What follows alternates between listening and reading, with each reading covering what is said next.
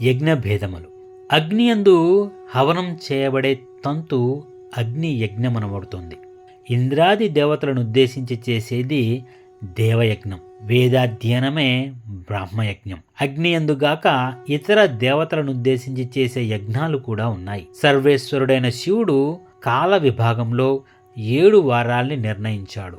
ఆది, సోమ, మంగళ, బుధ, గురు, శుక్ర, శని అని పేర్లతో మసలే ఆయా వారాలలో ఆయా అధిష్టాన దేవతలను పూజించినట్లయితే ఆయురారోగ్య ఐశ్వర్య విద్యాభివృద్ధులు కలుగుతాయి. ఇవి కూడా యజ్ఞాల క్రిందే లెక్కకు వస్తాయి. మంత్రం, జపం, హోమం, దానం, తపస్సు, స్థండిలంలో గాని, ప్రతిమలో గాని, అగ్నిలో గాని, సద్బ్రాహ్మణుని యందు గాని ఆరాధించుట అనేది 5 రకాల పూజలు.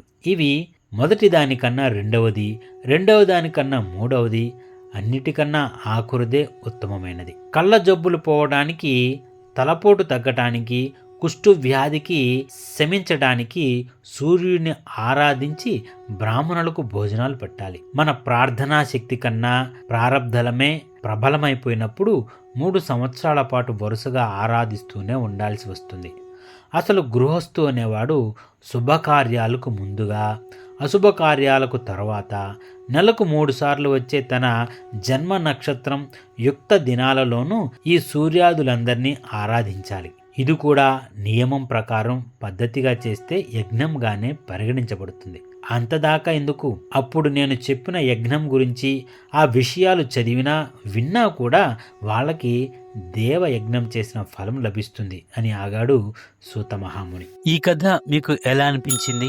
ఇలాంటి పవిత్రమైన పురాణ కథలు మీరు మిస్ అవ్వకూడదంటే మన ఛానల్ సబ్స్క్రైబ్ చేసుకోండి. అలాగే భక్తి భావంతో ఈ కథను ఆస్వాదించారా? మరిన్ని శివ కథలు వినాలంటే ఇప్పుడే మా కుటుంబంలో చేరండి. మీ అభిప్రాయాలు మాకు చాలా అమూల్యమైనవి.